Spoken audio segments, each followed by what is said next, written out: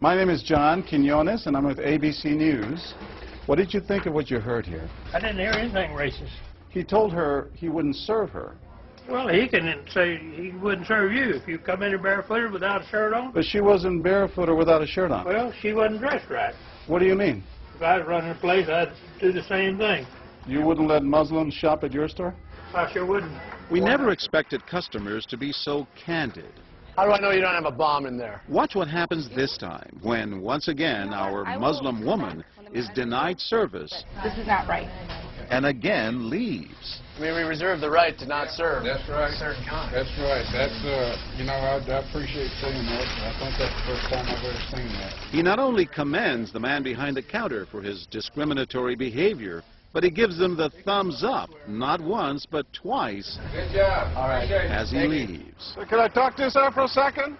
But when I approach, So we're with ABC News. there is no thumbs up for me. We staged a little experiment in there to see how people would react to that kind of attitude. You're not an American. I am an American.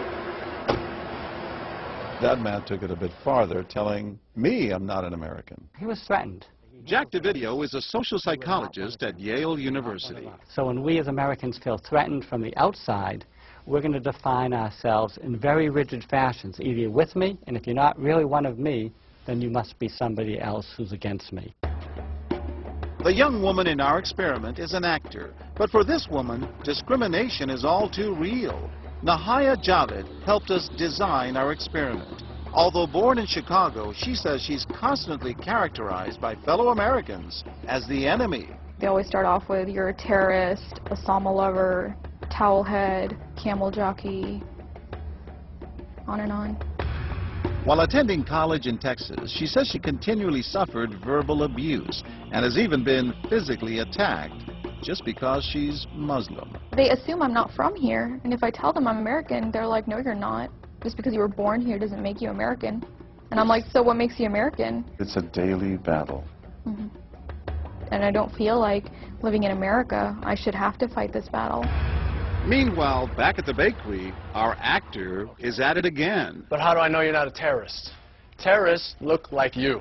But this time the customers are sympathizing with the Muslim woman. You're a Christian. Come on, leave me alone. Right, I know, but can you blame me? Yeah, I can't blame you, actually.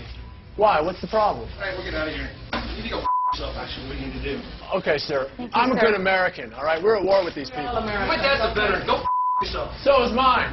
And he's not the only one who walks out in anger. You need to stop segregating against people. It's wrong. Excuse me? She's an American. No, just like you're a everybody bad American.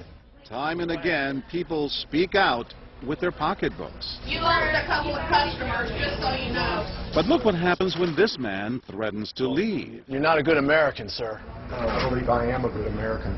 My son just came back from serving in the Army for over a year in Iraq, and that has nothing to do with her rights. I understand that. Thank you, sir.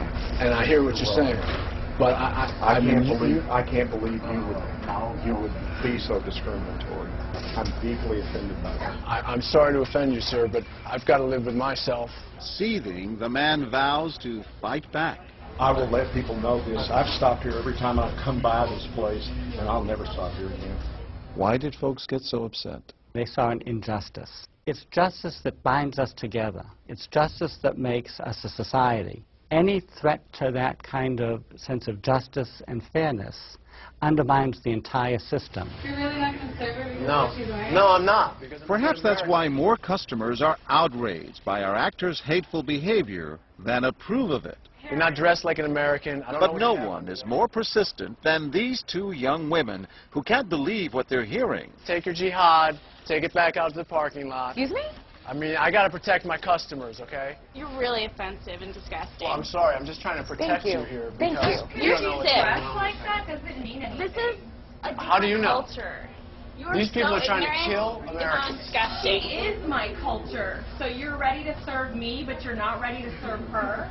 You're obviously dressed like an American. Big deal. She's Muslim. And unlike the others, they don't just leave in anger. They stand their ground. So you're going to regulate what people wear? Yes, because I Are believe you the the degree manager? of... No, I'm not the manager. Can I speak to your manager? I'm John Quinones with ABC News. It's only when we catch up with our heroines that they finally let their guards down. I'm with my friend who's, Muslim, and that's, I've just seen how people treat them differently, and it really hurts me.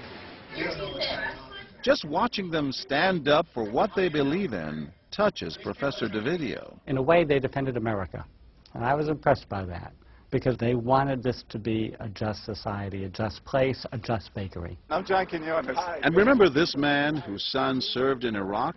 He's also moved to tears. Every person deserves to be treated with respect and dignity. No matter how In they're every dressed. situation, no matter how they're dressed. Never have we seen reactions so polarized, from a thumbs up for prejudice to an emphatic thumbs down. Go yourself.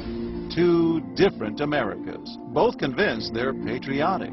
At the end of the day, 13 people stood up for the Muslim woman, while 6 sided with the clerk. But the majority of the bystanders, 22, did or said absolutely nothing. That's what's most frightening to Muslims like Nahaya, who was watching our experiment. In fact, so frightening that they often avoid going out by themselves. It's really sad because I'm old enough to be able to do things by myself. I shouldn't need a chaperone all the time. But that one time that I'm alone and something bad might happen, I'd rather be safe than sorry.